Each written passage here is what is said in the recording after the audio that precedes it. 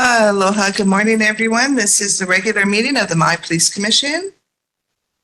It is November 20th and the time is 10 a.m. and I call this meeting to order. I'm going to start with the roll call. Vice Chair Frank Tam. Here. Commissioner Lahela Iwohi, not here yet, but I'm sure she'll be here.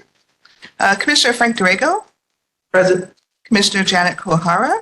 Present. Commissioner Aragon Kikoa Mawit. Present. Commissioner Bill Richardson. Present. Commissioner Travis Tancayo is not here either. He's excused. Is he excused today? I didn't have that. Sorry. Travis Tancayo is excused today. I'm Stacey Moniz, your chair, present as well. So we have currently 7 members present, 1 excused and 1 on the way, I would think. Chair determines there is quorum to conduct this meeting. I would also like to acknowledge as present our Commission Secretary, Tisha Flores, and our Deputy Corporation Counsel, Andrew Nelson. Agenda item number 3 is public testimony.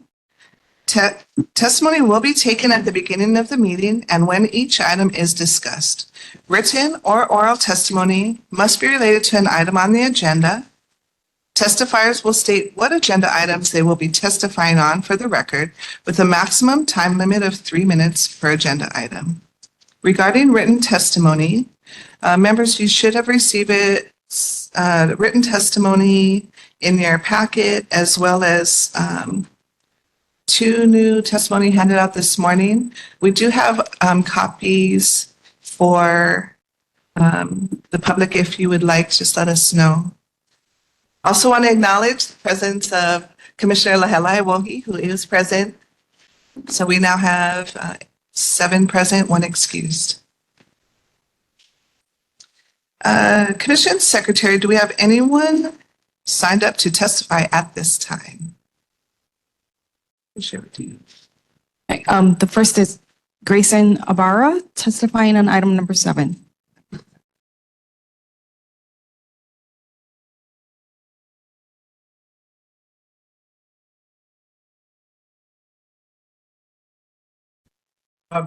I didn't hear that either, but could you say it louder, Commission Secretary, please? When you call the name? Grayson Ibarra, item number 7. Speakers, Okay. please step to the Speak. microphone. Yeah.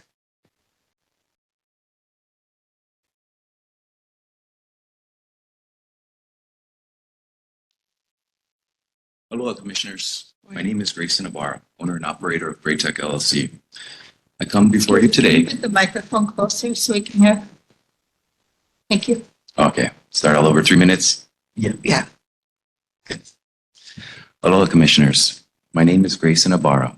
I'm the owner of Great Tech LLC. I come before you today with a heavy heart, burdened by the profound disappointment and disgust that has engulfed our community, my company, and my family. The Maui Police Department, an institution meant to uphold the highest ideals of service and protection, has faltered under the weight of absent leadership. The public responses from the Chief's office glosses over critical issues and ignore the very real consequences of the omissions, actions, and inactions, resulting in compounded suffering of those who lost loved ones, leaving families in agonizing limbo and a community traumatized. Let's not mince words. The handling of the Lahaina fire tragedy has been nothing short of a disgrace. The news reports have exposed the grim reality, the sacred task of handling our OEV being desecrated. These are not only just administrative oversights. They represent a systemic failure of leadership and blatant disregard for the dignity of human life and the profound breach of trust in our community and for our young recruit officers as well. But the rot runs deeper. The voices of those who dare to raise concern, like my voice and several others who sought to address these issues through proper channels, were silenced and flayed with our pleas for accountability and remedy ignored. The mission statement of the Maui Police Department speaks of compassion, fairness, and integrity. Yet, I ask, where is the compassion for the families left without answers, for the victims whose remains were desecrated? Where's the fairness for the treatment of vendors and businesses like myself? And where I ask you is the integrity in the leadership that has failed so spectacularly on every front while spreading disinformation to the public. I pray that this commission realizes the severity, recklessness, and impact of Chief Pelletier's conduct. I hope our testimonies and this meeting won't be used as an opportunity to shamefully attempt to shield incompetence from the consequences it deserves. I implore the commission to take decisive action to hold this chief accountable through dismissal and give Maui a true leader who puts community before self-preservation.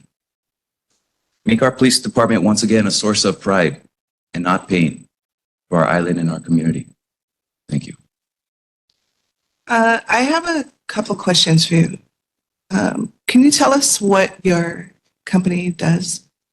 We provide morgue operations and services, transportation of human remains to the island for the last 12 years.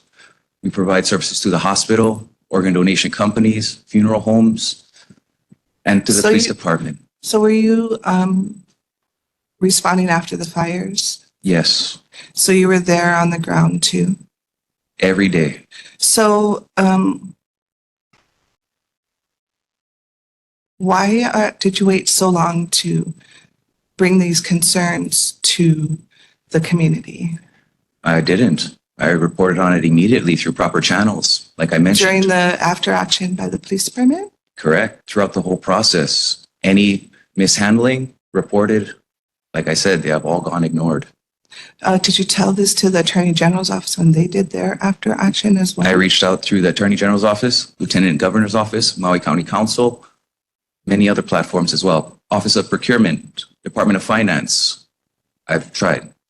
Why procurement and finance regarding mishandling remains? I'm not there. There's a new contract, a request for proposal for the transportation of human remains that the Maui Police Department puts out for public vendors like myself to bid on to provide services for the community, which is a big part of my services that I provide. Right.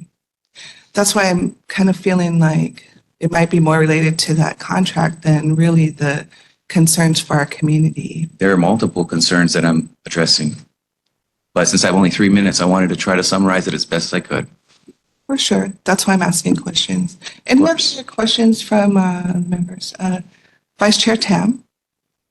Mr. Barr, so you speak about transporting remains, but did your contract also include collecting remains? The recovery and transportation. Okay. So I have another question. Yes. go ahead. Kind of related to that. Was there no way for you to alert everybody during the time? Do you not bear any responsibility in this either? I tried speaking out, and I have through several emails, voice recordings, and correspondence, in person, electronically. I didn't try fax machine, but every other method I have tried. Any other questions? Okay, Vice Chair Tam? Mr. Barr, you said that your pleas went ignored. And Yes. what pleas were those, and to whom did you make them? To multiple executives within the police department and departments within the Maui Police. Can you And what say, were those pleas? I don't think I can comment on that right at this time. I would have to ask legal counsel, which will be probably brought forth in a different theater. Go ahead. sorry. Okay. And you've mentioned that the police department had spread misinformation. Correct. Would you be able to comment on that? The information that is used that for public releasing, like amount of unofficial recoveries, the source of that information was our company. We're the one who's out there collecting all of our loved ones and reporting it. Whether those numbers were inflated or not, I give an accurate account. And if they are changed or altered, that was not done by me. All I can do is just give statistically at this time what was collected, what we have, and report onto it. And if that is changed along the way and disclosed and disseminated by the police department, I have no control over that. Okay, I'm a little confused though, because, okay, so on one hand, you're giving them the numbers of the recovery of what was recovered, Correct. but you weren't doing all of the recovery. No, we're involved with all of the recoveries and transportation. Okay. But the numbers that were Disseminated were not different. matching to my records. Correct. Thank you. In other words, yes. And I ask again, so you don't feel like you have any role or responsibility in this mishandling of remains if you were right there every step of the way? By the results, it shows that trying to speak up and correct the wrongs, this is my result. And you're saying that you can't tell us who you complained to. Is that what you just were saying to the Vice Chair? Correct. I can't comment on anything that may be coming up in litigation. That seems convenient from my perspective. Like, so you're asking us for transparency and. I'm not asking for anything. I'm just providing testimony. You're asking us to fire the chief of police. Yeah. So I'm sorry, but that's a high standard. Mhm. We have been operating with the most transparency. We, as a group of volunteers, I want to remind everybody, we come here every month as volunteers, and people find that hard to believe. We give our time. We sit here as a target. Yes, I appreciate you guys. And so you're asking for something really big here. So I'm asking you for some accountability as well. Like, can you tell us, like, the department, maybe did you email them? You said everything except for facts? Yes, there are email records and whatnot, but I did not come here today with At any what time? documentation and evidence. So was that like a week after you started recovering remains, or a month after? Did you wait till? There are multiple instances, so it's hard for me to pick one out of the. When did you start? Let's start there. At what point did you send your first alert or your first raise the alarm? Probably about informing the police department that cell phones are ringing in body bags to come check, to help identify, grab them, answer the calls, see who families are trying to reach out to. Did anybody respond to collect this? I don't know. But I made Okay, so you mention of don't every know. little thing along the way You didn't. that needed. Either. Those cell phone calls in body bags for families reaching out to get a hold of their loved ones Sure. also went unanswered. How do you know that? Because I was there every single day at the hospital doing imaging for every single case that came through.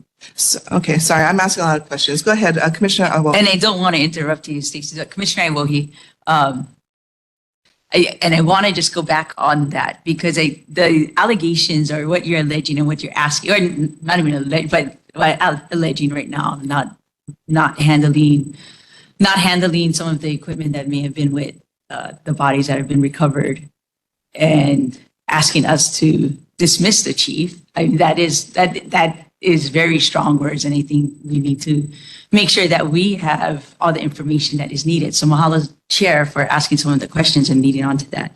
But once the bodies are recovered, which were done by you and your team of. Yes, the recovery process not initially handled by us, but we were involved with the logistics as far as coordinating the imaging, the x-rays, to the mortuary affairs coordination.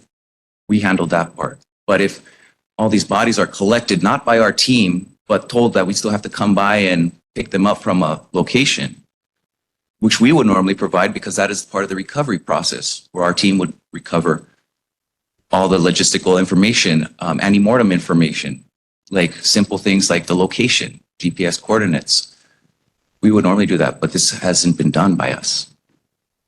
And I do, and this was an emergency. I just want to make that clear. During an emergency operation, yes. Right. And in this type of emergency, it was chaotic. I don't know more words that can be used. And I know the tragic events that occurred. I don't think anybody wants to relive that. Yes. And in the line of our emergency personnel having to do what they needed to get done. I guess going along those lines, when we look at what policy is in an emergency event, there may be some issues, or not even issues, but there may be items there that would be, it's an emergency. Yeah. So when you're moving, it's an emergency, it's an act of emergency. That's where that leadership is very important. Oh, very much Based so. on But order. I recall lines being down, getting information to and from the west side was impossible at the time. Yes, it needed to be handled at the source as it became apparent. Sure. Sorry, Vice Chair Tam and then, I think I had my hand up first. oh, okay, I'm sorry. I'm sorry. Commissioner Durango. He's had his Thank bite you. at the apple. Commissioner Mohi. Thank you. So let me ask you a question. Do you know the role of the police commission? To evaluate the chief's performance, they can dismiss if warranted. Okay. I'll just make a comment. I was chair at the time the fires happened. And at no time did I see any communication from you, according to that name, with any of these concerns. So my question is why early on in all of this, since you've covered all these people, the council, I forget who else you mentioned, the leadership and everything else, why was there no communication from you when you supposedly discovered all these malfeasance? Under contractual confidentiality as of June 19th or June 17th of this year. That's when my contract was excused out of the convenience clause. So I was still a contractor for the county of Maui up until June of this year. Which I believe makes you even more responsible to come to the county if you see issues of Yes, wrongdoing. So I'm sorry I interrupted, but yes. are you done? Yeah, so let me follow up on that. Are you aware of the whistleblower law?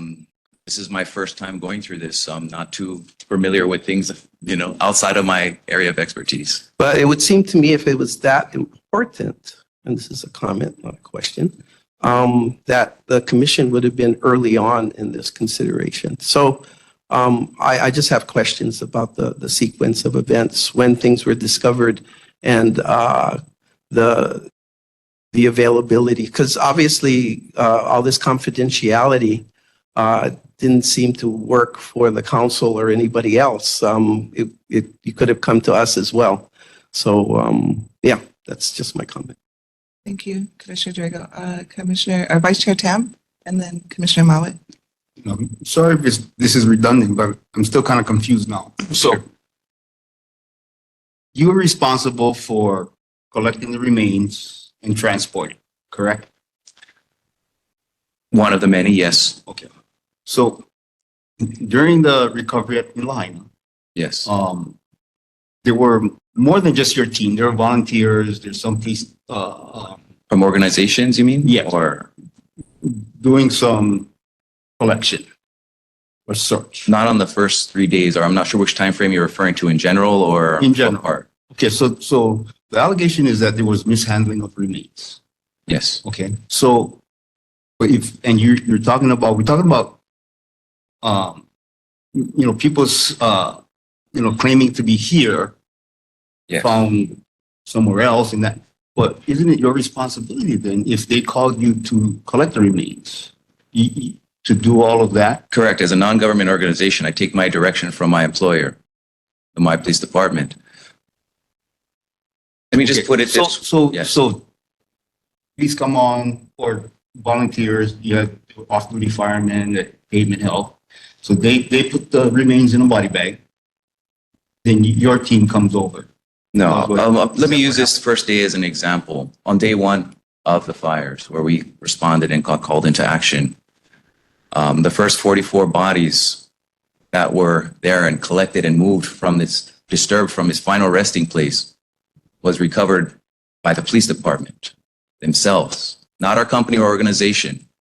And we were called to go pick up these remains from a centralized location, the Lahaina Civic Center station, with no information. Imagine 44 bodies show up at your doorstep and they say, here you go. This is what you have to deal with. Can I get a name? Can I get a report? Can I get nothing? That's day one. In a tragedy where at that point, we didn't know if there were hundreds Yeah, or it's, thousands of people who were killed. Correct. That's why important. So there was rain coming, like there was an urgency. I mean, You knew there was a lot of bodies out there. Why weren't you there? I was there. Okay. And so you couldn't have possibly by yourself and your team collected 44, and I don't want to get into the details. I'm so sorry. I'm in the weeds. But I just do want to say, like Commissioner Iwo, he was saying, in an emergency, in a unprecedented event, I could see how that might happen. People trying to protect their remains by getting them somewhere special. I'm so sorry. Yeah. Commissioner Mowat, please, I interrupted again. Sorry, I'm trying to. Now, who are you? I mean, first of all, thank you for what you do. You're welcome. But let's talk to you. This is our families. These are our friends. And I would not. It's not bodies, it's families, fathers, sons. Yes. Anybody in here lost anybody? Did you guys lose your house? Anybody? At St. Clair, did you lose a house? All of your reports, you know what you're doing? You're making people think about how their family members died. You're not bringing justice to the people of Lahaina. You're not bringing justice to the people of Lahaina. You have a problem with him. Take it out with him. You're saying you're going to have a litigation. Why are you dragging the commission into this? We have nothing. We can't even discuss this because it's past the due date. We cannot do nothing. What all you're doing is bringing up bad memories. My wife woke up, watched a report, and started crying.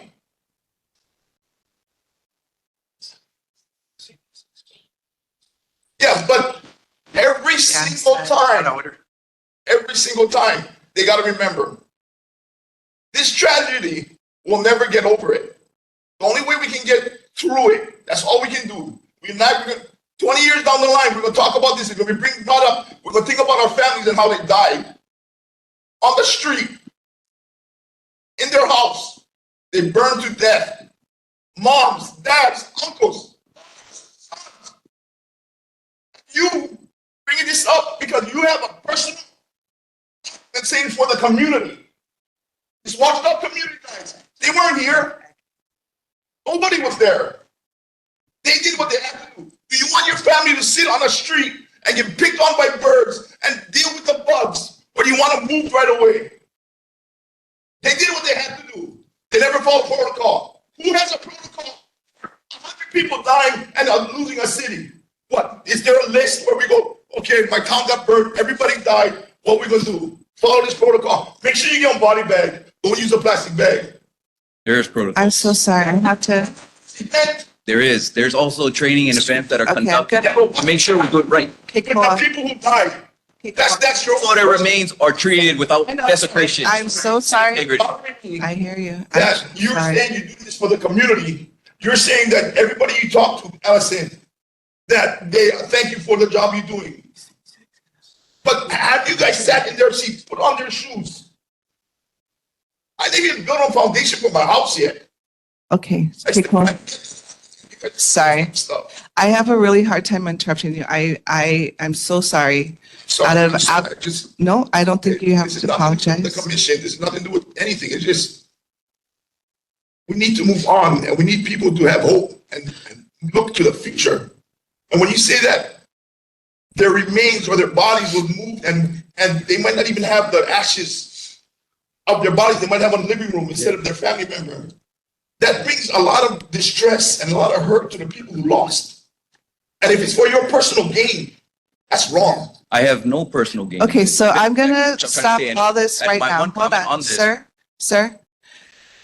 Yes. It's been brought to my attention that you did mention that there's pending litigation or some kind of legal issue happening. So technically, we're not supposed to take that, we're not supposed to discuss that because, like you're protecting yourself, we have to protect ourselves.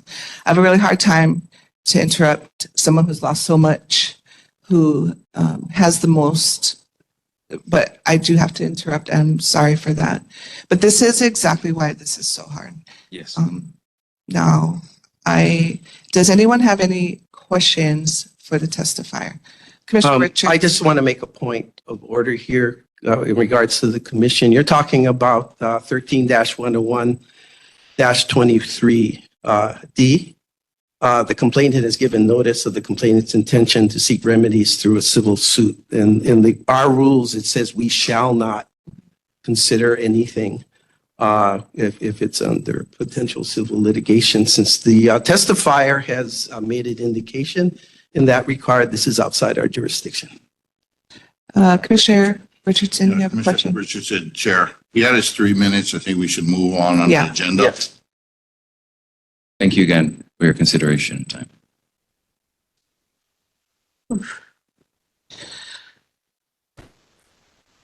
Maybe I'll take a deep breath. Can we take a recess for Yeah, about? let's do a 5-minute 5 minutes. recess, coming back at 10:35.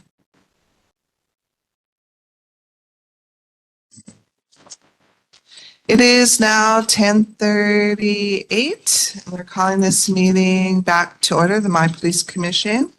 We are continuing with item number 3, which is public testimony.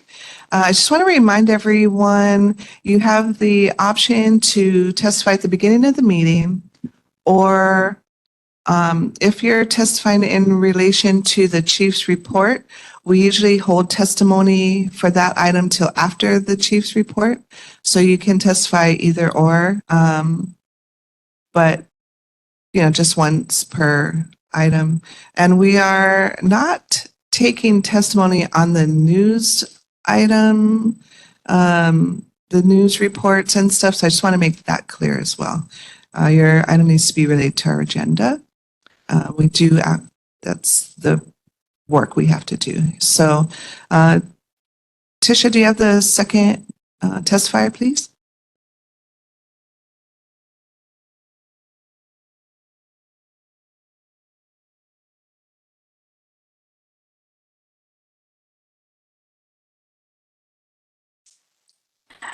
The people signed up for testimony are testifying on item 7. Oh, everyone?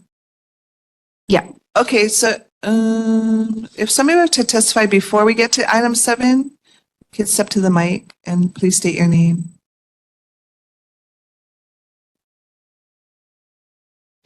Name's Bruce Douglas. Was very disturbed by the treatment of Grayson by this commission. Really hurt me. I'm still shaken. I'm sorry, did you have testimony related to any of our agenda items? Yes. If you want to complain, you're free to do that, but that's not why we're here today. We have business to do. Big question for the police chief is who gave the orders? That's not on our agenda, sir. I just said we are taking testimony. Which item on our agenda would you like to testify in? Number 7. Okay. We're not discussing And what is item 7 then?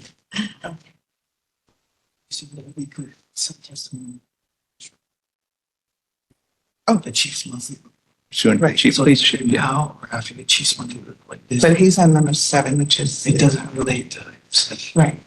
So he can just now or it's fine. Okay. I would just say. Okay. All right, go ahead. So question is, who gave the orders to block traffic out of Lahaina on the night of the fire? The policemen who are out there saying, we're just following orders, doing what we're told to do. They were afraid to think for themselves, to make decisions that any compassionate, warm person would do and let people escape from the fire. So the question comes down to, there's a chain of command. Where did that chain of command come from? Come from the very top? I have yet to hear any reports as to who gave the orders to those policemen, who, in their warm, compassionate hearts, would let people escape from the fire, but because they were following a chain of command orders, they were afraid to think for themselves and allow people to leave. That's a serious grievance that many people have the right to have answered. And as a part of that, too, I'm going to say that Mr. Grayson, who gave an incredible testimony, had a lot of good information. This commission, rather than questioning his information and trying to understand what he's trying to give, did like a personal attack on him. And rather than going, it's almost like you were defending the police chief rather than questioning the information coming forward. And I'm still shaking from that whole type of treatment of that individual. You know, this commission's here to gather information and not attack it in person. It takes a lot of courage to stand forward in front of this commission and share his information. Instead, he was like put down for that information, what he's trying to share, rather than being supported and saying, yeah, you're a whistleblower, we want you to come forward. Attacked for why didn't you do it before this time? So it makes me wonder, is this commission here job to defend the police chief or to question what's really going on? I'm confused. Thank you. Any questions, commissioners? Vice Chair Tam? You live in Lahaina? No, I don't. Were you living in Lahaina at the time of the fire? No, I wasn't. Okay, so you weren't affected by roadblocks. So you don't know for sure what happened? I know individuals who were in part of that roadblock or had to go around that roadblock. Any other questions, commissioners? Thank you. Tisha, can you let us know who our next testifier is, please? Veronica. Hi, good morning. My name is Veronica Mendoza. I'm the co-founder and executive director of Rich Reborn. We're definitely one of the small amount of groups that work with migrant and immigrants. We're probably the only one that works with undocumented. 98% of our clients are Lahaina impacted. We set up in the aftermath of the fire as a response to the unique challenges that we knew our community was going to face. Shortly thereafter, a few months after we started, we actually got wind of a bill that was coming through county council. And that is where we had the opportunity to meet with MPD, more specifically Chief and his Chief of Staff at the time. So we've actually been working together for over a year. This is an unlikely relationship where you have an immigrant, specifically undocumented immigrant, serving organization that is having a positive relationship with MPD, more specifically with the chief. It's rare. There's just, and I think it speaks to Maui, right? So in our year together, it was not rosy at first, but what I can attest to is to the chief's character and his ability to come to the table and have really difficult and emotional, coming from an emotional place, conversations. Because of this, we have been able to, we have an immigration attorney on island. She's only the second immigration attorney that is Maui based. We have other attorneys that come from different islands, but she is only the second immigration attorney that's Maui based. The other immigration attorney on island is Kevin Block. He's one of the other co-founders. Okay. He, through our work, we were able to write up we were able to author policy on youth visas and VAWA, Violence Against Women's Act, the MPD is going to be adopting. Okay. Not only that, but we will be launching Know Your Rights trainings for our community, given the new administration that's incoming. The chief has verbally said that he would be showing face with our community. And this is a relationship, and us bringing the chief and MPD in front of our community is rare. You guys, this doesn't happen. And we're willing to do that because what we have in common, and I believe this, what we have in common is that we're trying to protect our community. And we understand that we don't have to agree on everything, but that we have that commonality. And I can attest that for the last year, we've been building that, and that the chief has been showing up. He's been sitting at the table. He's been having hard conversations with us. And MPD is also going to allow Rich Reborn to come in and provide some type of immigration training for his academy, which is also important because while we understand that police departments have histories, he's open to making sure that as he moves forward, that there is that unique training that is unique to Maui because we're so diverse. So I think we're at time. Thanks for the opportunity. Thank you. Any questions, commissioners? Thank you. Thank you for being here.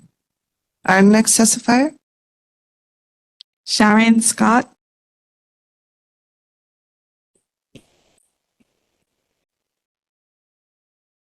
I'm wanting to say several things. We're going to be taking our state back and our country back soon from the corruption that has been going on for generations. These days of corruption are over. Many of us know what really happened in Lahaina and upcountry. We know that Police Chief Peltier was brought in to do this job. Job being, let's steal the land for the very least. He did here on Maui what he did for the powerful money people in Las Vegas just before he came. There's a lot of evidence for this. All you have to do is a little bit of research. His job, cover up the truth, keep the press and the prying public eyes away from what was going on. Some of us did not agree to that. I found lots of things up country that we could walk into where these homes were burnt to a crisp, as were the cars, and I don't know about the body. But he was to be on the ground force for the 0.1% or 0.001% of our corrupt government, and this is to take the land. It's not just happening here, it's been happening around the world, and we have special examples in what happened in the California planned fires, just like this fire was planned. Just for example, in the morning before the fire, the water was turned off, the electricity was turned off, and the cell phones were turned off. In the morning. What is that excuse? Why were the people blocked from leaving? Why were they ordered to block the residents from escaping this horrendous fire? Many testimonies to that effect, that people were blocked and that the police told them they were ordered to be blocked. Who issued the order? I think it is this gentleman here. This is sociopathic behavior at all levels. As a retired psychotherapist, I have dealt with people like this. They follow orders, they make money, and they don't care about the damage that is done. They have no conscience as to the harm, the tremendous loss of life, and the children, especially, who died, who had a whole life ahead of them, and they were burnt to a crisp. Some were found some of those bodies were found in the cars. And so I just want to say that I was once a candidate for the Congress from Oregon as a Democrat, but I do not agree with the way that this Can you please Democratic wrap up? Party has run this state. I have a question for you. Yes, Are you from Lahaina? I am from Kihei. Mm-hmm. You talk about cruelty. Have you considered the impact that your cruel words are having on people from Lahaina who literally lost people that you're speaking in front of? I know It's- what I'm speaking in front of. Have you I've thought about that spoken in impact front on of those? A lot of state and I don't federal. think you've listened. Yeah. Anyway, thank you. Obviously not. Yes, the cruelty that was done to them needs justice. It doesn't need more cruelty done to the victims and the survivors. Okay, thank you. Next testifier.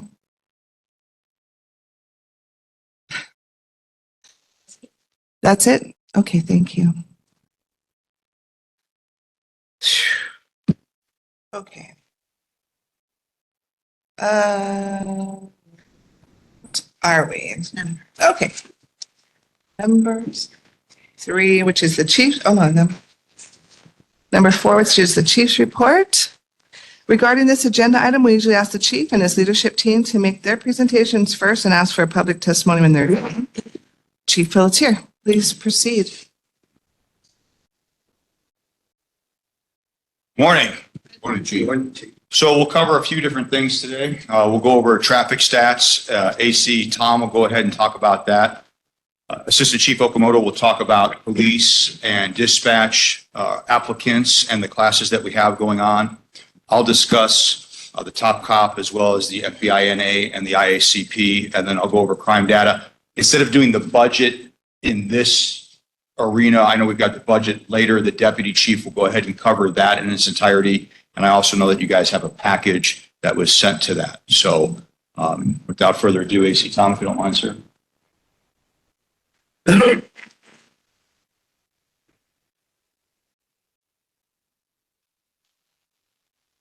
Good morning. Morning. How are you guys doing? I want to go over the traffic stats for October. So for the month of October, there was actually 3 fatal crashes and no near fatals. There was bicycle auto fatal, pedestrian auto fatal, and an auto fixed fatal. So in October, our traffic division conducted 2 sobriety checkpoints and conducted 4 saturation patrols. The division made 32 OUI arrests and had 21 other arrests for different offenses. In addition, they issued 727 citations, 90 written warnings for various other traffic violations and infractions for the month. So as of today, we have 15 fatalities compared to 16 at the same time of last year. So, any questions? Any questions? No, thank you very much. Who's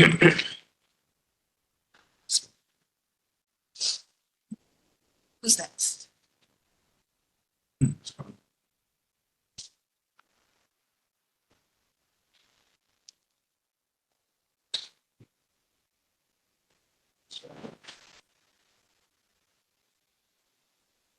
Morning. Morning. Chief Okamoto. Give you an update on the recruit classes. And this is, as of November 14th, 24, we're total in the process, we have 54. And as you can see, they're in various stages of the hiring process. 6 with the person issue statement. 19 need to take their physical fitness test. 6 are need to be scheduled for interview. 6 are in background investigations, and 4 need to be scheduled for polygraph. 3 psychological assessment needs to be done. 6 needs their physical exam, and 4 ready to hire. Anticipate hiring those 4 on December 2nd.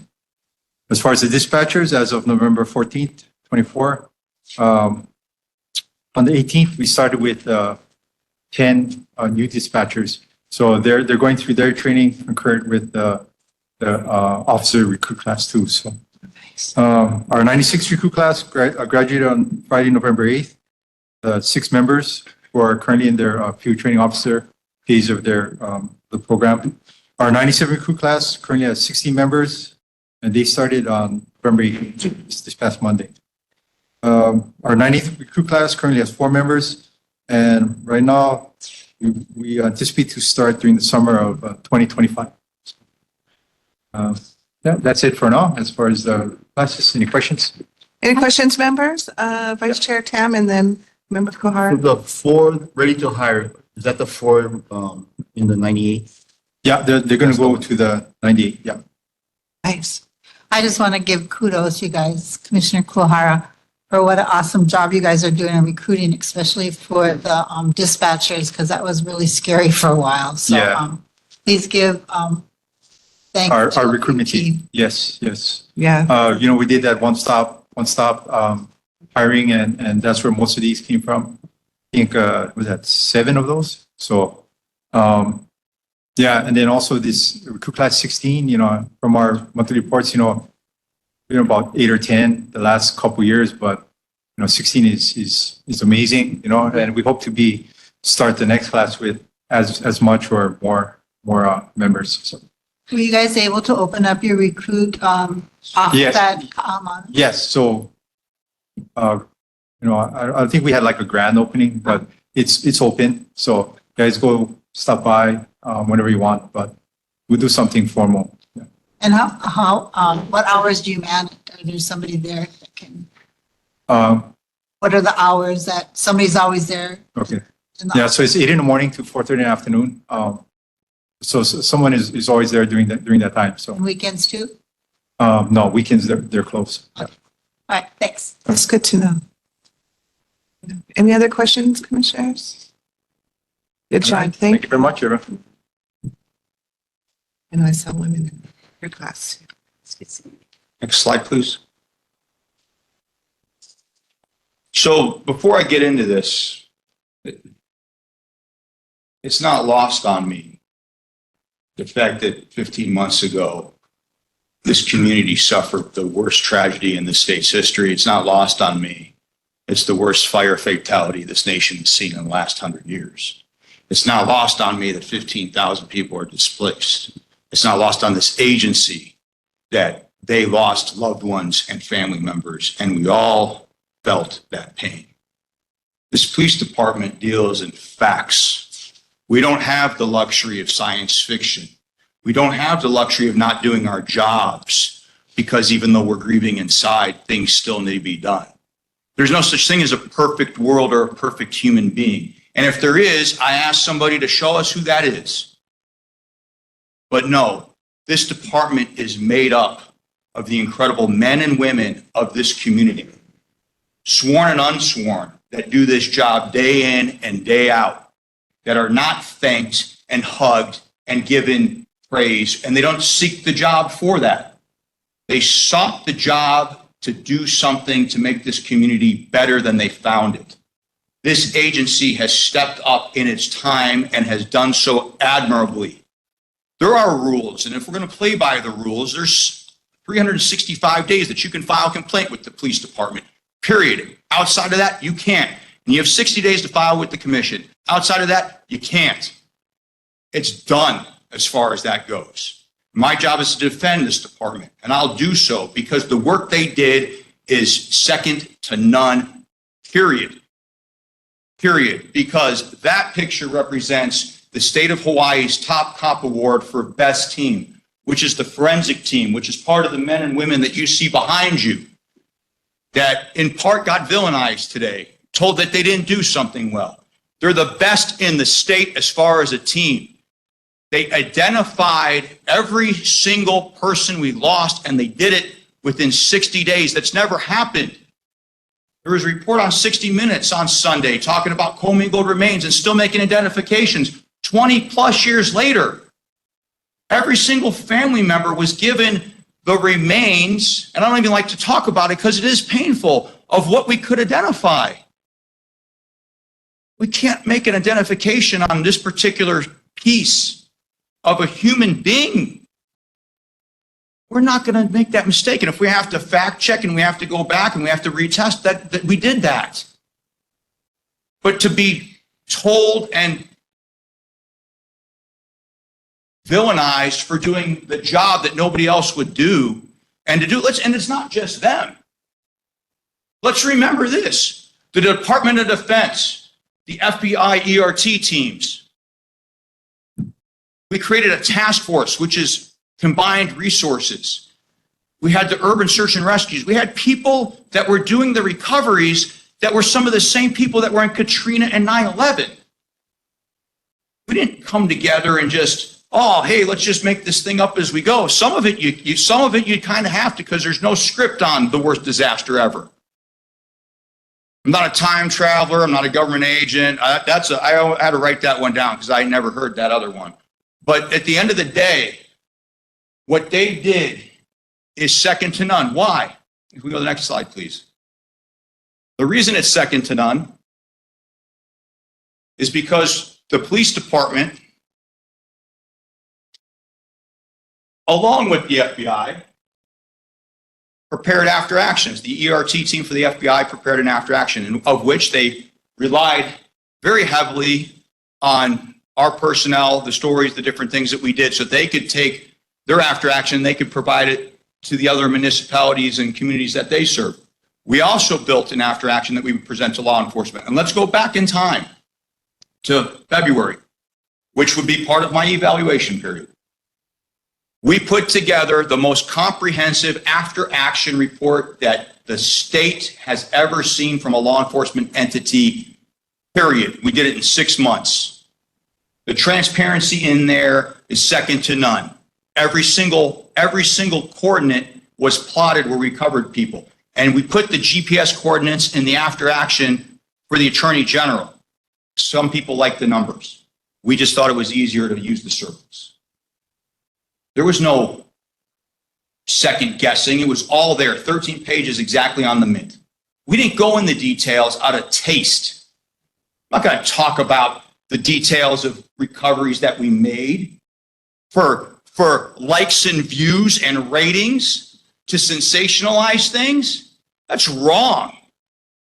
People are upsetting a community for money. That's greed. That's wrong. How dare people cause that pain for money? Wrong. We were asked by the FBI, we were requested to go and present the after action to the FBI National Academy.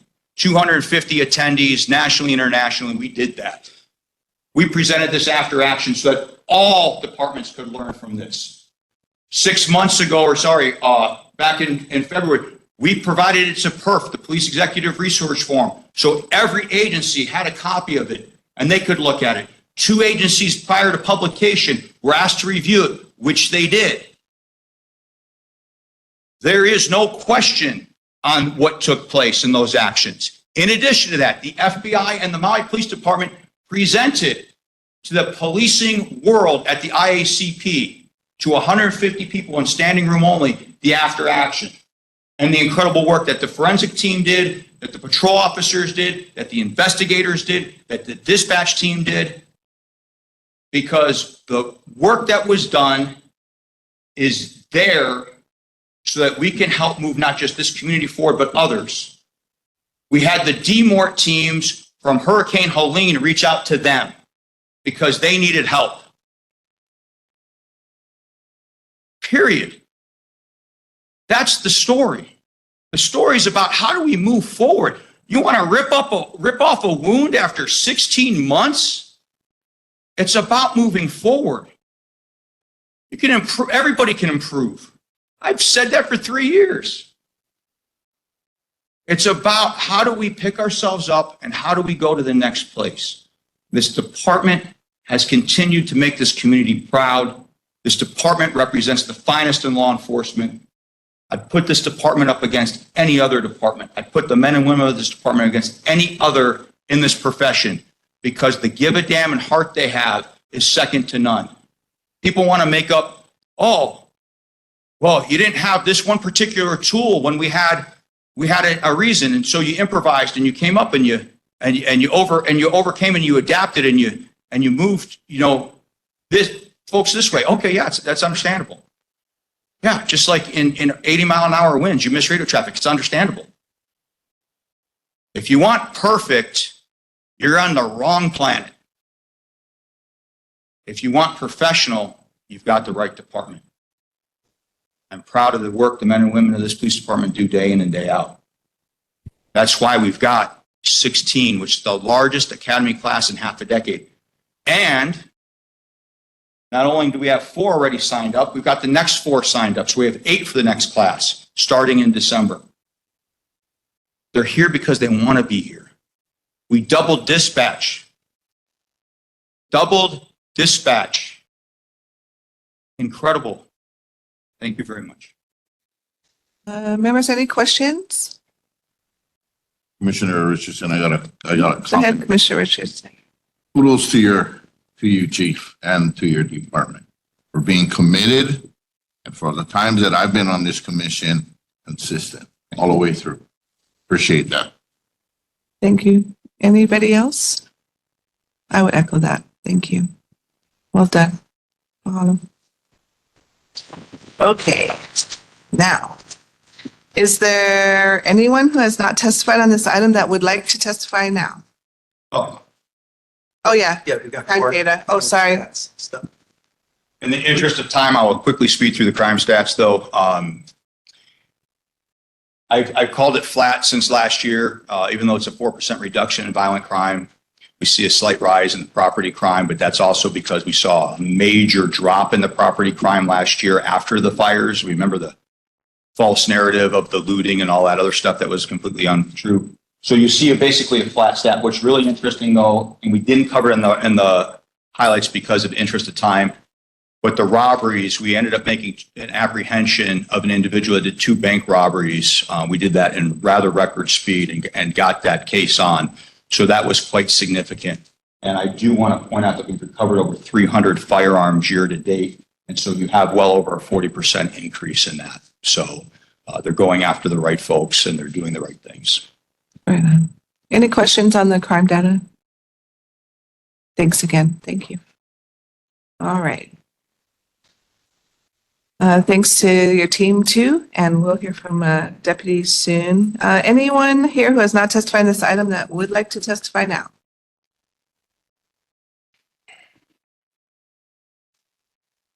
Okay, hearing none, public testimony on this item will be closed. We're going to move on to agenda item number 6, FY 2026 Department Budget Overview.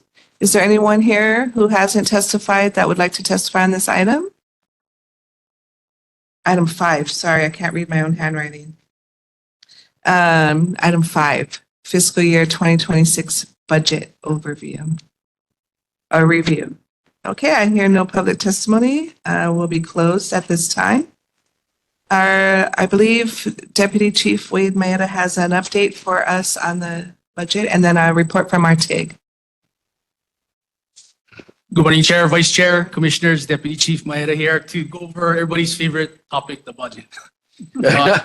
You guys have all been disseminated last week, the budget, so we won't go through each line item, but I'll just give a summary of each bureau's anticipated expenditures and as well as our overall budget that we're going to propose to the mayor. So starting with administration, salaries and wages, $3.28 million, which is flatline as compared to last year. Our operations are asking for $5.639 million, and this is encompassing all the training for the department. So that's why you see the increase there. And equipment is $30 million. Of course, the improvements around the stations and everything and so forth.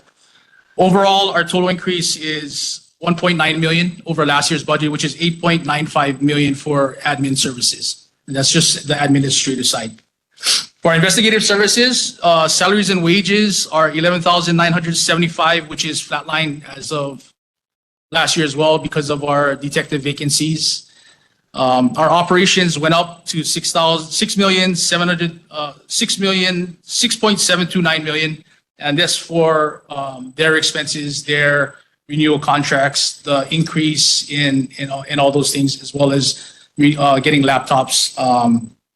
The only big line item in the budget is $3.6 million for the helicopter operation, which will help serve not only the police but all of Maui County. So it's a dual purpose helicopter, as we've explained in an earlier briefing. And of course, equipment for investigative services is $2.329 million, which is low, but most of our equipment in ISB is grant driven, and that's why the budget is very low. Bringing the total to $21.34 million for ISB.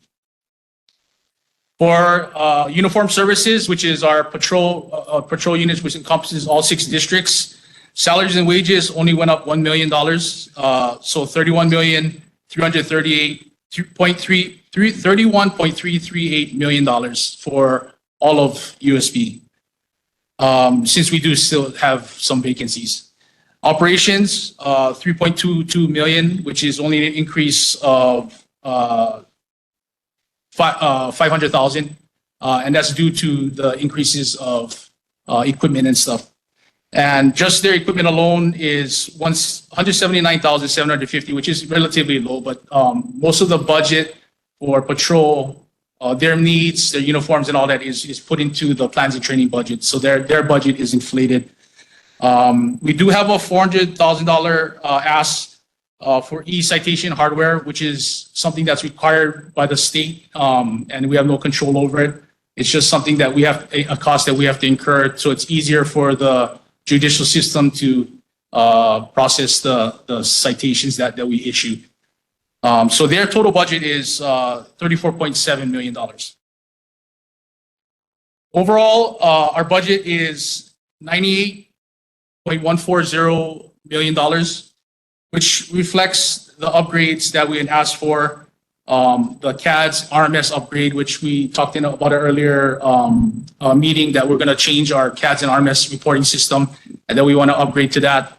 Of course, I talked about the helicopter. We also have to upgrade our towers for our radio reception. And this is because of what happened with the fires. We're anticipating, in case something happens like that again, that we want more tower cell reception, that in case something goes down. So we do have more lines of communication, and therefore the ask is a little bit bigger. But that covers the MPD's budget. Any questions? I do think, like I said before, the fire definitely warrants an upgrade on that. Commissioner Richardson? Yeah. Commissioner Richardson, I know every month I ask you this. Did you guys get reimbursed totally yet from FEMA and stuff? I don't think it's talking about government. I don't think it's 100%, but we've got a good portion back from FEMA, especially the salaries. Right. Yeah. Some of the equipment that we had asked for had not met the deadline. And it's just due to the whole county trying to process their needs. And so some of the things fell through the crack, and it was just like, sorry, too bad.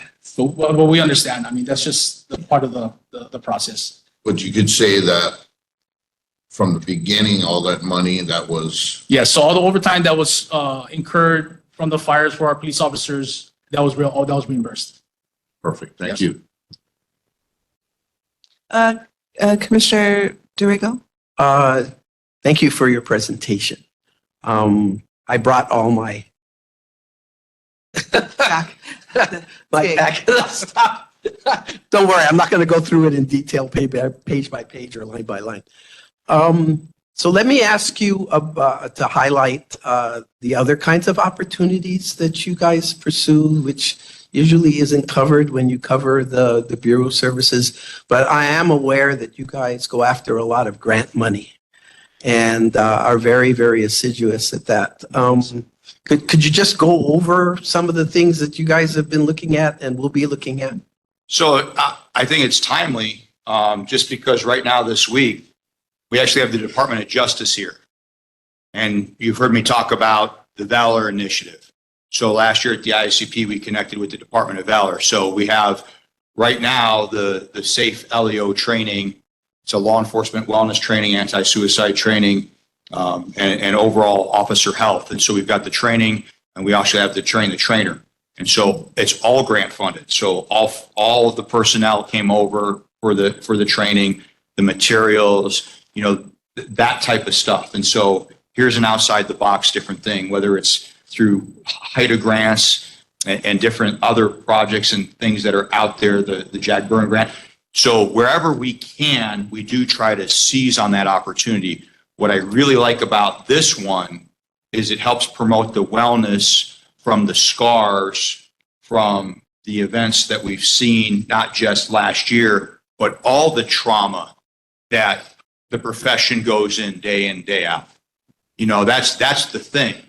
There's last year 160 officer suicides that documented plus. They don't document retirees. They don't document what's not reported.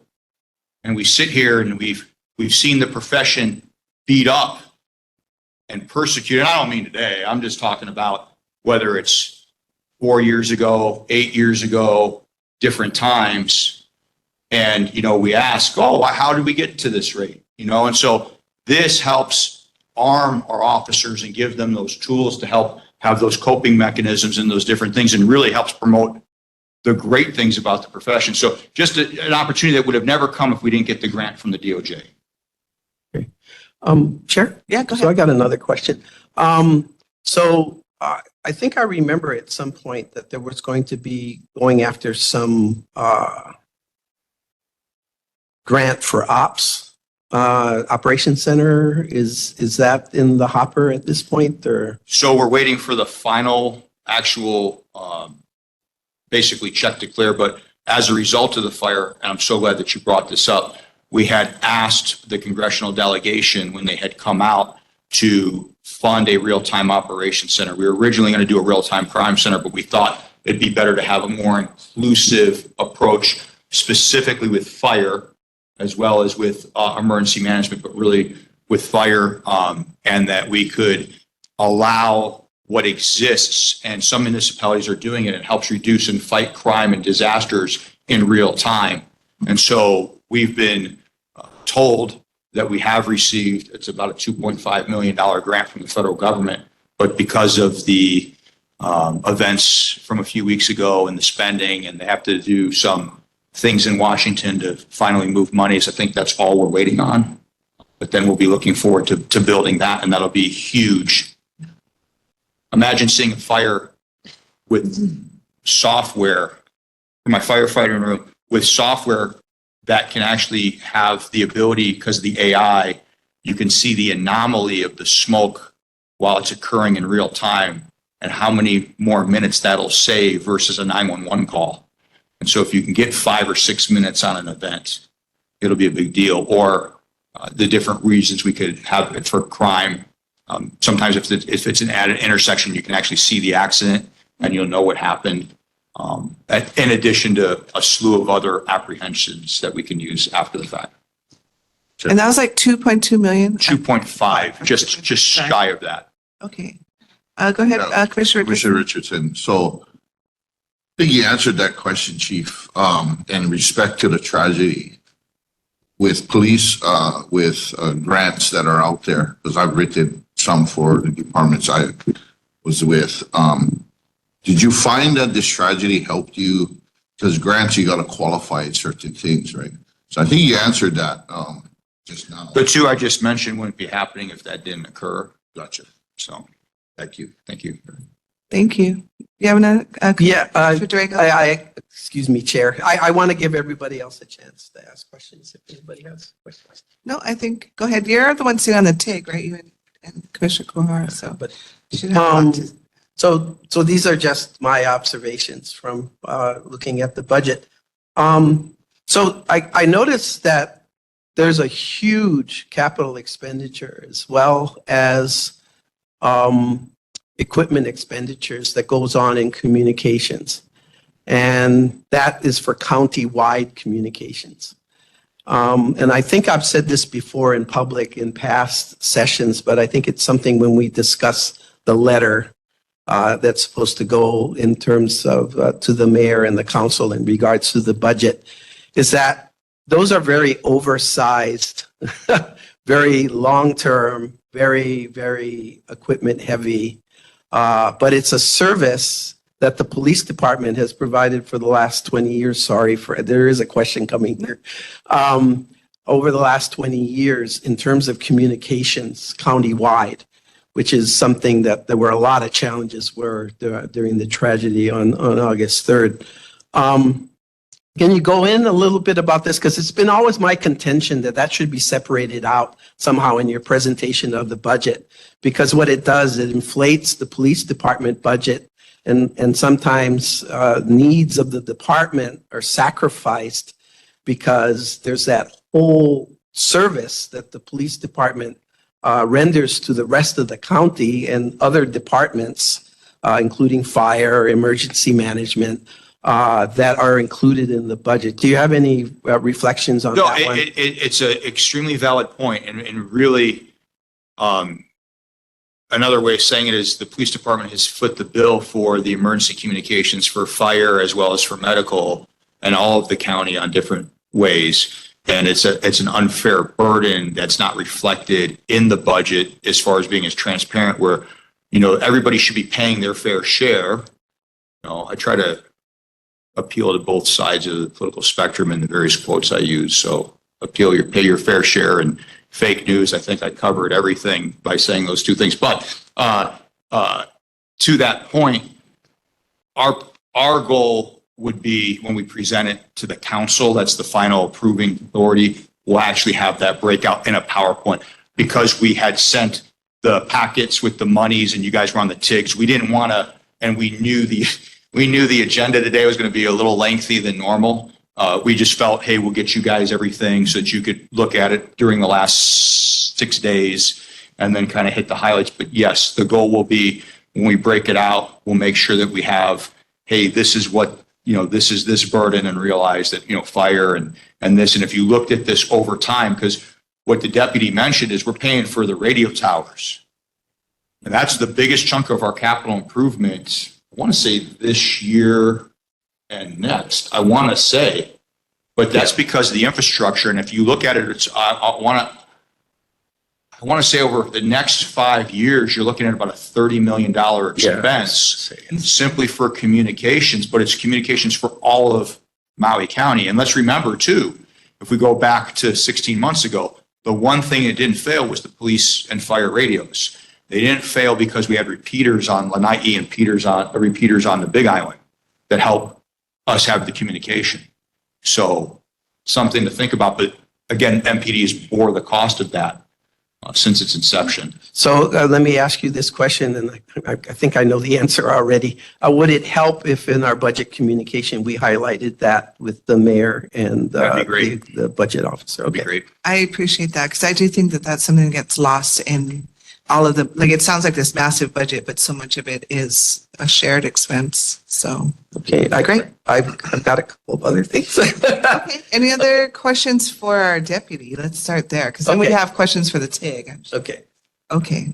Thank you so much, Deputy. Well, I have We a have- couple more comments on the budget. I'm sorry. I'm doing my thing here. So I think maybe we could save this discussion for just when we have our discussion about the budget, which we're going to have, which is the next item on this agenda.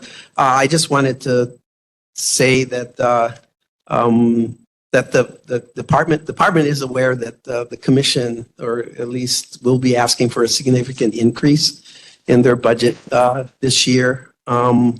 And I think it will be our responsibility to defend that. So we should show up, not put the burden on the chief For sure. to be doing that at the council meeting. So we're going to have to ask the chief, when you guys have word of when the department is making a presentation to the council, especially, would you please let us know?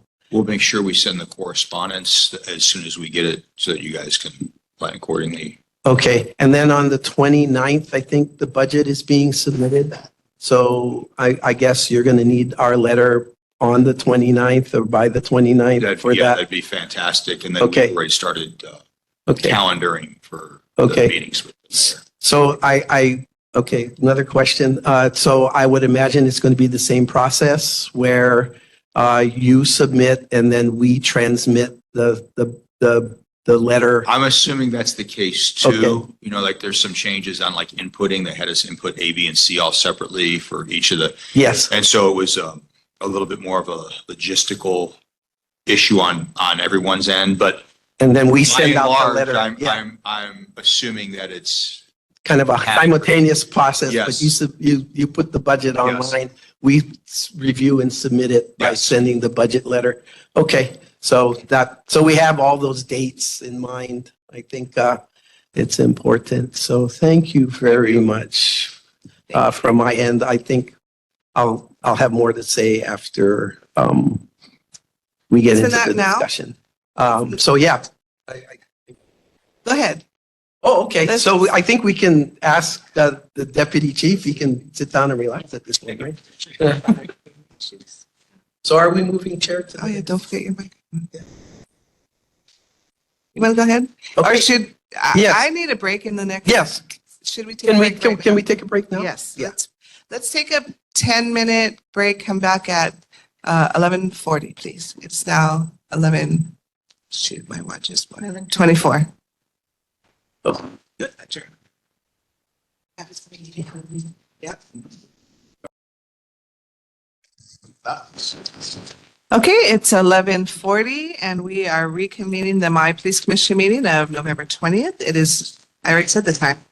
And we are currently on item number 5, the budget review. And Frank, I think you had, Commissioner Durego has some recommendations from the TIG. No, we don't No. have any recommendations Sorry, for the what- TIG. I'm This is sorry, my misspoke. recommendations. We'll do the TIG recommendations in January. Got it. Okay.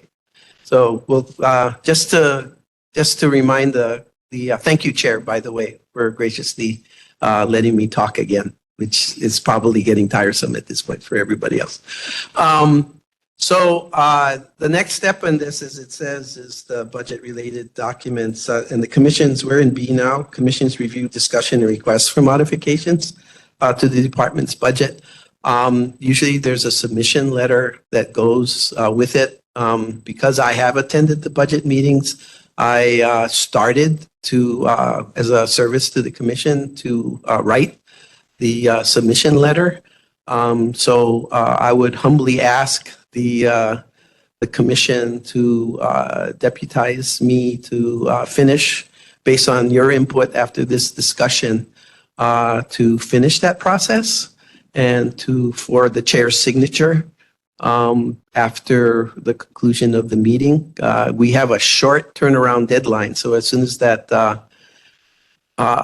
document is done, we need to get it out. It has to be mailed transmitted on the 29th, which is the day after Thanksgiving. So I think that's the process at this point, correct, Chief? As you understand it. That's why we were talking about the little dance that goes on in regards to all the things that they graciously do, all the input and all the things with their really great and understaffed finance team at this point. So can I just make the motion myself? It seems kind of Or we can, immodest. I would accept a motion to allow Commissioner Dorigo to draft the letter that will be transmitted with the budget. And for your signature. Okay, so I need a second. Can't get it. Commissioner Richardson, I'll second it. Thank you. Any further discussion about this letter of transmission? Thank you for doing all that work, and I really appreciate you getting that done by the due date, because time is of the essence. Any other discussion? Okay, I'm just going to call for the vote. Vice Chair Tam, Aye. Commissioner Iwohi, Yes. Commissioner Dorigo, Yes. Commissioner Kuwahara, Aye. Commissioner Mowat, Aye. Commissioner Richardson, All right. Commissioner Tankayo's excused, and I vote yes as well. That is 7 yeses, no no's, and 1 excused. Motion passes. Thank you very much for that. Is there more? Yes, so I'd like to draw your attention. I don't think we have copies right now available, but I just want to inform the commission that we're asking for a significant increase. Our budget last year was $58,000, somewhere around there if you even it out. And we're asking for our next budget, $351,400. We still have those 7 outstanding cases. If the investigator does not come through and hired in time, we're going to have to start getting those investigations done now. So the estimate was between 20 and 40,000 per case at this point, because we don't know what the market is right now, and everything's kind of inflated itself. We don't even know if we can get anybody to do the investigations. I think at the last meeting, I informed the commission that the Honolulu Police Department is not going to do it, simply because, yeah.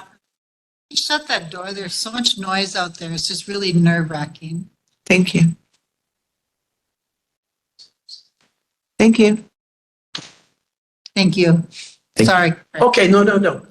So we still have those outstanding cases. We're also looking, so we need some money to play with in regards to consultants, as well as the possibility, I don't think you've heard this yet, but this room may not be available to us next year, okay? Because the liquor department will be? Yeah. Okay, can you clarify that? Because Yeah, so we got a we message. spoke with the director of liquor and his deputy. We will be able to have this room. If there's any type of costs for the equipment, we will incur some of that. Okay. But we'll be good in this room.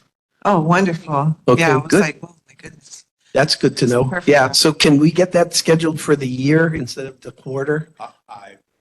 I'm sure I will yield that to the secretary for the commission and Okay. have her kind of work on that, but we'll Okay. do our best to do that. Because they've been doing it in quarters and it's kind of hard to kind of plan if you might not have a space. They've been doing it by quarters, I think. Well, the nice thing too is we do have if we needed, heaven forbid we do have the place in the mall. Yes. It actually has a community meeting room in it. Yeah. So it would be an alternate. If I know it's the police department, but it's not really a regular police station. So if we had to. That's good. Yeah. That's a good plan B. Thank you. Yeah, because you sit on the legal Yeah. commission too. So, Thank you. so which brings up other issues, okay, that I would suggest that we put into the letter. We're still working with a commission secretary that's 60/40. I can still consider her presence in the CID a conflict of interest. There's personal, you might be investigating the same person in that office that, that you're also working with on the other side. That's a conflict of interest. I would say that in the budget letter, we start approaching the idea of our own space, including a meeting room, 2 offices, a reception area. We were tasked by that, by the motion that was made when the budget TIG was looking at this. We'll put that more in our report. I did communicate with the chief. The way this works is that the chief has to, because it has to be department-based for some reason. I don't see why we couldn't ask for it on our own, but there you go. He has to make a call over or write a letter to the finance department, I guess, and request the services of Guy Hiranaka, who's the real estate person over there. And then immediately, if it fits into his schedule and he's able to do it, because I guess he has a lot of projects that he's working on for the county at this point, that he would be looking for space for us. But we need We need the money in the budget. Yeah. okay. Yeah. We have to wait because if they do all this and they cut the money and they don't approve it, we did all that for nothing. Okay. But I mean, in the future, we're going to. Yeah, in the future, we can do that. I guess, I think there's a sense of urgency on my part in terms of this, that we should at least, I don't know if there's anything wrong with, so if he does find a place, we'd need the money to do it. So we could add another 200,000 to the budget. But 2025. I don't want to, yeah. I'm just putting this on the horizon because we need the calendar start Janet and I are not going to be here on March 31st. The commission is going to have to take over the Kuleana for making sure that, first of all, there's no conflict of interest in terms of placement of personnel, which means they need a place, but they also need to be full-time for the commission. Okay. And that's something that the drum needs to be beaten. We need to do some of our own footwork with the mayor and the budget office and also the council in regards to that. So one of the suggestions I would have is that during budget time, that somebody be designated to speak to the council on the commission's budget outside of the police department, because it's not their responsibility to defend our budget. That's not their Kuleana. But As much as support, for an increase too.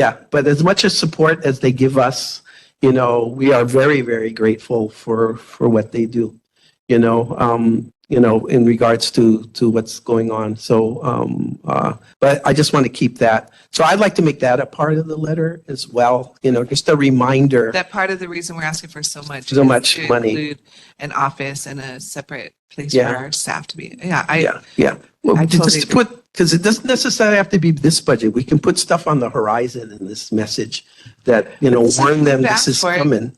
Get it started. Just like with their budget, they're going to put the county on notice for this plan that they have in regards to the countywide management. I think they've put together an excellent plan.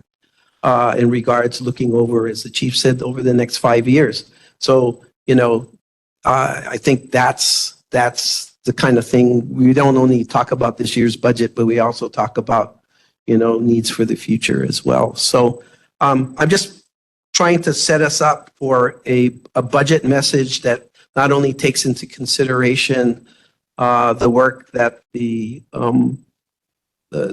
chief and his executive staff and his finance staff and all the members of the department have put into in terms of the budget. I'm also trying to, and setting them up for success, but also trying to make sure that the commission is able to fulfill its mandate without any questions, okay, and has the resources to do so. This has been a long time coming. As the chief keeps saying, you know, one of the things in the 21st century policing is, you know, citizen oversight boards that have the resources to be able to work with the department. It's in terms of helping to create a mutual community standard in terms of what goes forward. And that's part of the ethos of that, I think, which was, you know, which was, the chief was actually the first one that pointed that out to us. So, so I think that's what the direction that we're moving in. And so. And I would just like- for the rest of the commissioners, I did have a good conversation with Commissioner DeRego about that this is a good year to go ask for the big budget, knowing that we may or may not get funded, but we should ask like Yeah. what it would actually cost to have our own office. And so we've had a good discussion. So I'll be sure to, yeah, we can work on that letter, but Okay. I'm sure, I trust how you can put it in. And so, yeah, I think there's stuff for the future that we can't put in the budget, but boy, those cases need to be investigated. Absolutely. So, Totally agree. so I think that's it. But that's good news about the space for now, right? It's for calendar year, hopefully calendar year 2025. So we'll have some rest time to be able to work on other issues, right? In terms of preparing something where we're, you know, have our own space, you know, for next year's budget. So not this current one. So, We'll see. so I want to thank the chief for his cooperation on all of this and his staff. They've been really excellent in regards to the communication in regards to that. So, so do the commissioners, I mean, go ahead. I'm still questions? interested for the letter to see if anybody else has any comments they would like to make about the budget as they see fit, what we should highlight and Any those kind of comments? things. Nope. Thank you. Okay. All righty. So we're going to move on to item number 6, investigator position for the police commission. Is there anyone here who has not testified on this item that would like to testify? Hearing none, we'll close public testimony on this items. And I believe we have an update from Deputy Chief Maeda. Thank you. So we checked with DPS, and the way it has to work first is it has to be changed on the organizational chart. Right now, we're working with the Office of Management to move the investigator, get the investigator position over onto our org chart. Once we can place it on the org chart, everything else will fall in place because we already have the job description. It'll be the SR 24, like you guys had requested, and everything else will fall in place. But we're just waiting on the mayor's office to move it over, and they don't like to do things piecemeal, and there's a lot of ask for us, and I think that's why they want to do it at all one time. But we're trying to push them to do it and get it done before the next fiscal year, so at least we have it on the books and that we can fund the position. So that's the goal. Yeah. Yes. Darn, the DPS people said it would take just a couple months, but apparently we seriously underestimated the timeframe. So Yeah, because we're waiting on positions as well. Yeah. So yeah, I mean the whole county is waiting on positions, and okay. it all depends on the organizational chart. We wish it was easier, but it has to depend on that. So fun. Any comments, Commissioner Dorrego? So, yeah, so as far as that's concerned, I did meet with Deputy Chief. Maeda on this, per the deputation from the commission. We're supposed to write a letter on that. Obviously, we're not going to write the letter because we kind of know what the process is now.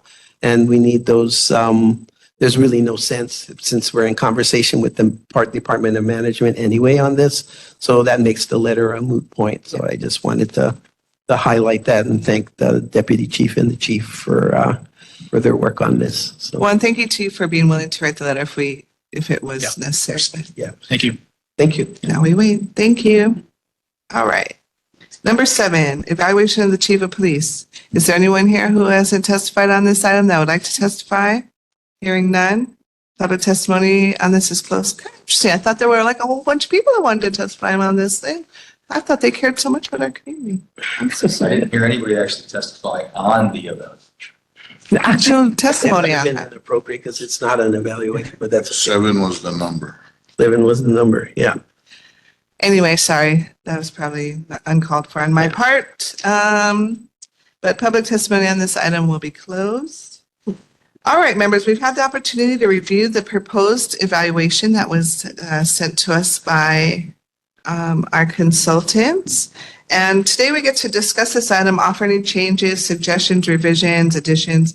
And then I will take all of our suggestions and submit one document to the consultants. And then hopefully we can work on this today and I can get that done by Friday.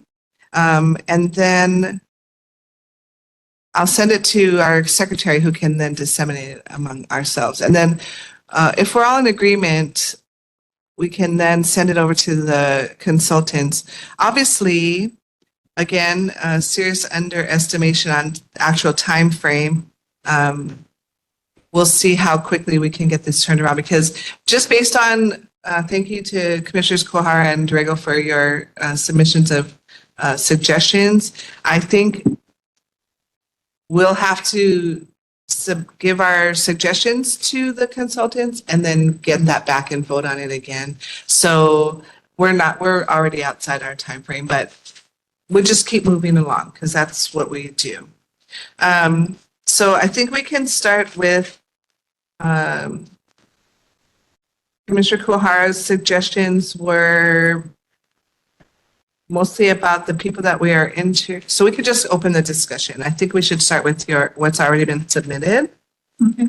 I mean, Go ahead. Yeah. so I thought everything was fine except for the part where people that get interviewed. I don't think that the commissioners, council members, senator, governors should be part of that. I thought if we do that, that's more of a popularity contest, and I don't think that's really a true evaluation. So I would take that out, and I think the stakeholders should be people that he works with more so than popularity. Yeah, I totally agree. And even in terms of all the county council, like maybe one, like the chair, No, I don't think they should. not even, okay. I'm totally open. Like I think, I think, he doesn't really work with the council. no, it's true. Mhm. If they got a ticket, if he gets a ticket, he might get a badge. So one bite at the apple. Yeah, exactly. I would, But we can all discuss this because if other people think we should definitely keep them on, then we can. But I would tend to agree. On a day-to-day basis, these people are, which is good because we don't want to have an endless list, but we do want to minimize it. So I'm taking off all the commissioners, all the county council people. Any others to take off the list as it stands? well, because I think originally, years ago, it used to be more people that the chief would work with, such as like maybe the fire Yes. chief or the sheriff's department or somebody from Is it? Yeah. FBI or whatever. FBI. To me, that would be more of a realistic than, your politicians. Yes. Any disagreements with that? I would add FBI easily on there. Yes, I wouldn't want somebody from the Marriott evaluating me because we're in hospitality. Mm-hmm. People who I work with should Yes. be the ones evaluating me. Good point. Yeah. Understand on a daily basis what I do instead of what they told me. What they do. Yeah. No, that's good. So should the mayor still stay on? Oh, I got the fire chief. No, No mayor. Okay, got it. maybe the managing director in that sense. Do Maybe. you work with the managing director at all? on a regular basis? Reports of the Maui Police Commission. Oh, yeah. There you go. That's true. I am sometimes, I work with them, I work with everybody. Yeah. Nice to everybody, but I don't report to them, which is why I'm allowed to push when I need to push. But I understand. Where are you looking at this? The interview list. It's the last page. I don't have it. Oh, Did we not send out, I know I sent out the original asking people to comment, but I don't think we have a copy of that document with us in our packet. okay. I was wondering what was going on with that. Where is this list? Oh, I'm so sorry. Okay. Is there a way of, those are my comments on, I know, and mine's got all kinds of notes now too. So basically on the interview list were 30 people. The first 8 are us. can we get a copy of the original? Would that be impossible, Commission Secretary? We asked them. There you go. Okay. Yes. So the first 8 are us. Then there's Governor Josh Green. No. Okay. Brigadier General Stephen Logan. No. Thank you. I'm like, who's that? The SHOPO president, Robert Cavaco. Is he our SHOPO or state? He's a state, so he's a, yeah. Maybe? So Well, that's a, Then, okay, I'll leave it for now. Then we got the mayor. you know, we're in contract negotiations. yeah, I don't know. yes. I would say that that person has no authority here, they have no authority on me, and it's kind of contentious. Well, I wouldn't say authority, but is it a place to ask them? So, and I also want to say for the process's sake, what I understand is that these are not just like a survey. It's an actual interview with our consultants. What's your rating and why? Like, it's not just There's like one person on a the pass team I fail. would say would even be fair game, which should be the state board president only. Who's that? It'd be Bobby Baco, Oh, it is. Okay, that's who we have. but it should only be an interview. Yeah, It could be however it's done. right. Like, it's not like, here, fill out this Google survey. So instead of names, we actually should be just doing Positions? just positions. Okay. And then the mayor and then all the county council who we've just ticked No, all of them no. off. Yeah. Yeah. Brad Sure. Ventura, Fire Department. Can I, so if you look at my submission, this is where I agreed with, on point 3. Okay, we'll This- go through this list. Let's just go through Yeah. the list. Well, I have a list of people there in my suggestions. I'm just trying to cross people off right now. So if you can hold on and go with the process. I saw what you wrote. Yeah. So I just want to go through, since I didn't realize that not everybody had this list. So I just want to cross people off this list. Then we can add. That's why I think it'd probably be better if we all had the original document. Well, I'm almost done. No. That, you're talking about the list, but there's other comments being made about the document as a whole in my section. And I don't think they're going to be able to understand the conversation without having the whole document before them. That's my point. Give us feedback.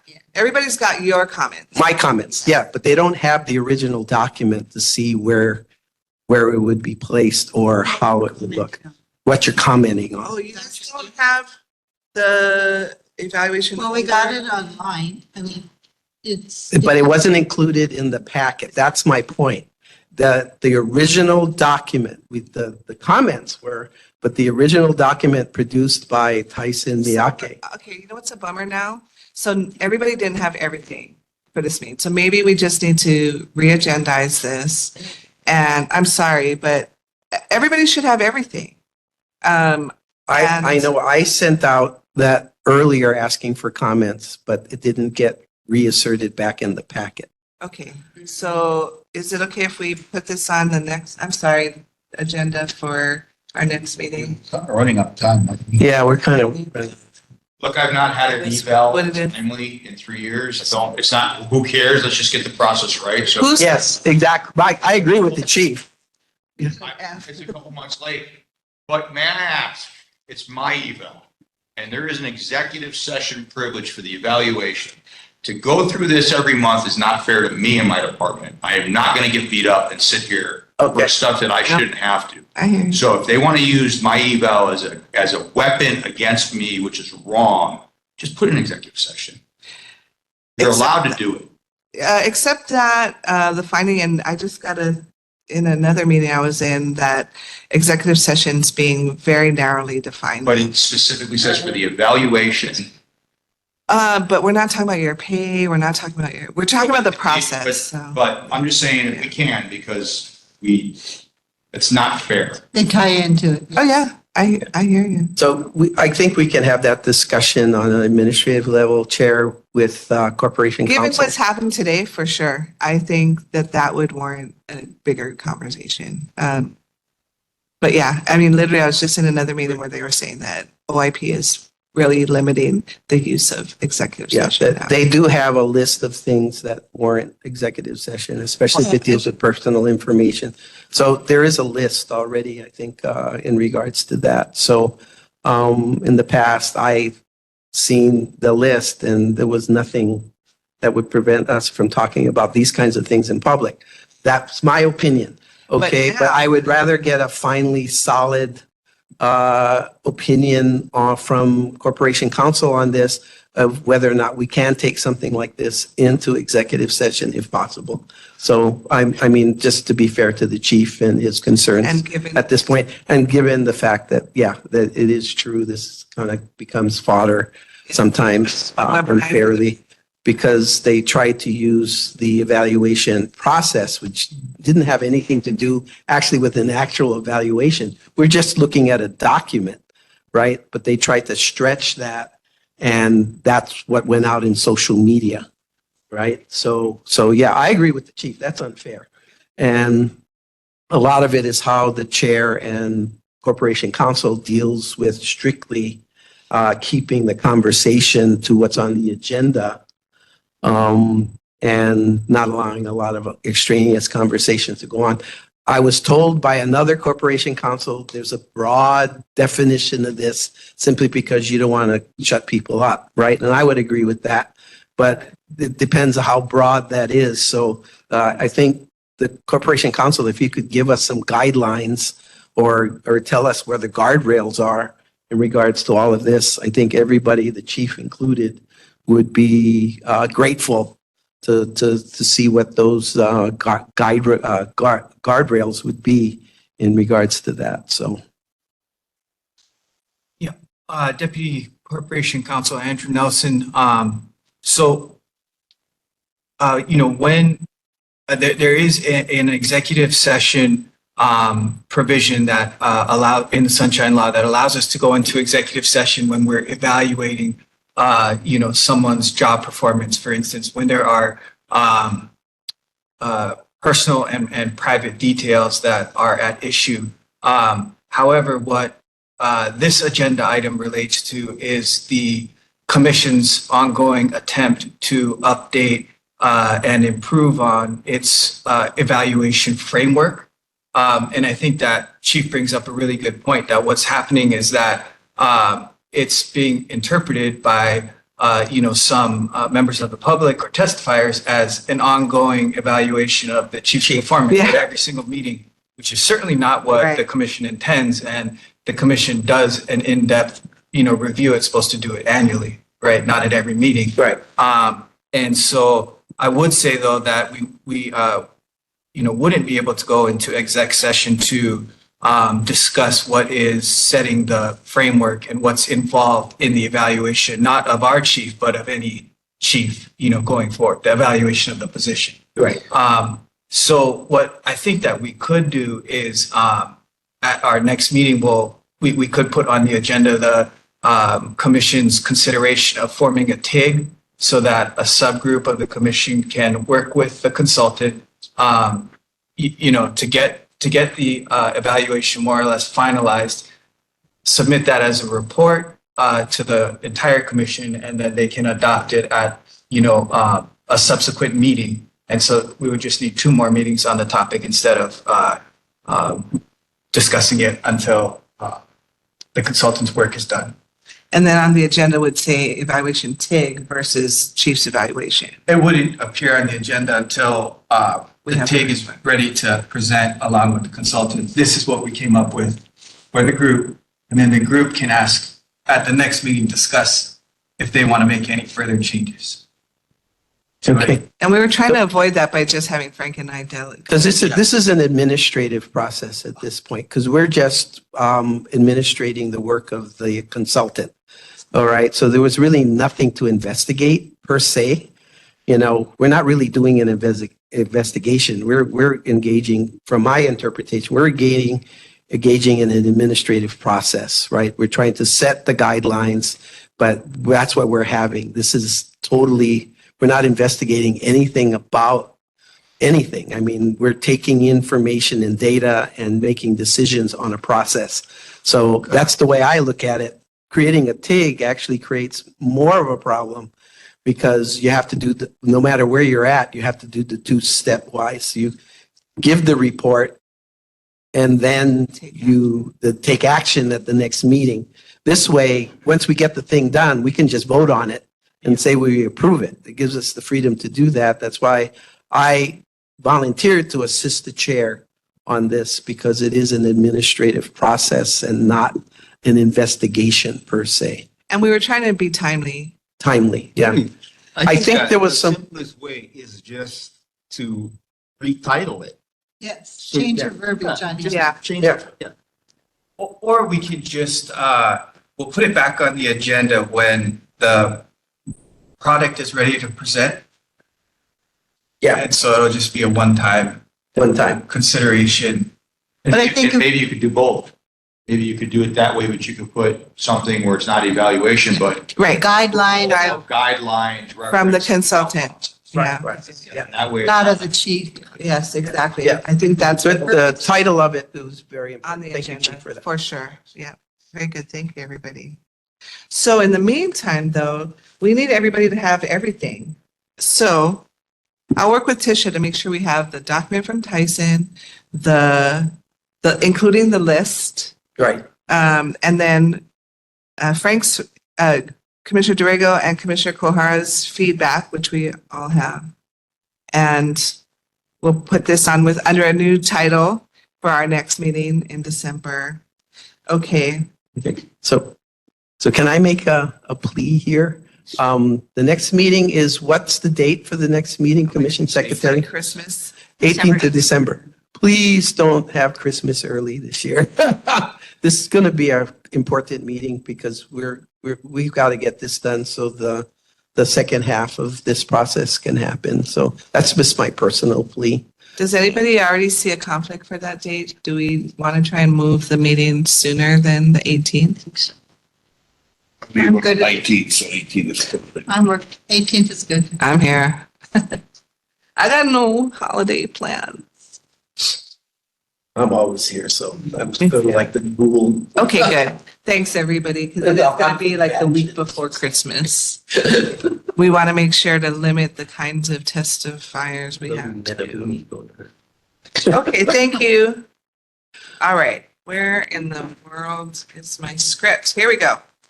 We are moving on to anticipated executive session. Is there anyone here who hasn't testified on this item that would like to testify? Hearing none, the public testimony on this item is closed.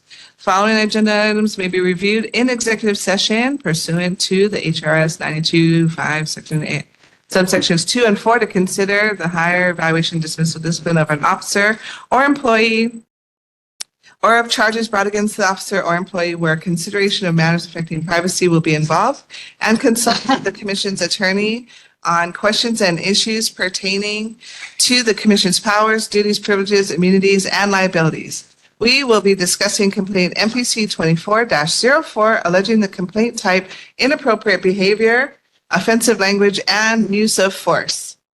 I will accept a motion to move into executive session. Commissioner Kuwahara makes the motion. I second. It's been Commissioner motioned Dorrego. by Commissioner Kuwahara, seconded by Commissioner Dorrego. Any discussion? Call for the vote. Vice Chair Tam. Aye. Commissioner Iwohi. Yes. Commissioner Dorrego. Yes. Commissioner Kuhara, Aye. Commissioner Mowat, Aye. Commissioner Richardson, Aye. Commissioner Tancayo is excused. I vote yes as well. That's 7 yes, 0 no, 1 excuse. Motion carries. We'll take a deep brief break while we set up for executive session. So are you guys gonna take the heat, go that way? Of course. Okay, this is us, right? Okay, it is now 12:35 and the Maui Police Commission is reconvening in regular session.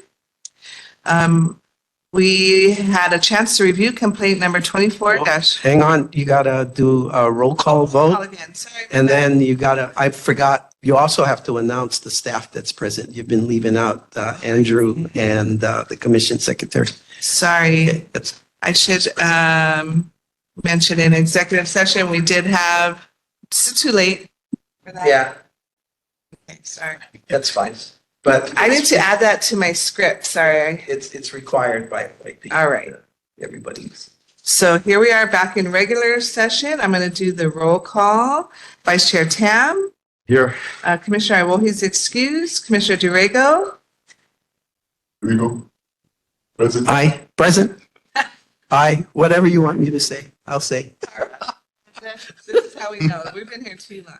Commissioner Mowat, Present. Commissioner Richardson, Present. Commissioner Tankaya's excused. I'm Stacy Moniz, your chair, as That's it. present as well. I want to also acknowledge as present our Commission Secretary Tisha Flores and our Deputy Corporation Counsel Andrew Nelson, who were also present during executive session. Still trying to clean that up. Okay. We did have a chance to review complaint number 24-04, alleging inappropriate behavior, offensive language, and use of force. After a vote, the commission decided that we will not forward this complaint for investigation under subsection 13-101-23B, that the complaint on its face value is speculative, hypothetical, or not based on factual circumstances, and subsection D, that the complainant has given notice of the complainant's intention to seek remedies through a civil suit. We had a unanimous vote and chose not to forward for investigation. That concludes the business of the day. I think we can just adjourn. We don't have to do the whole thing, right? All right, next item on our agenda is that announcements. Our next meeting is scheduled for December 18th, 2024 at 10 a.m. Same station, same location. Thank you all for all your participation in this. You have to do an without objection motion to end the Any meeting. objection to adjourning this meeting? Hearing none. We adjourn at 12:37. Adjourn is always a motion. Thank you, everyone.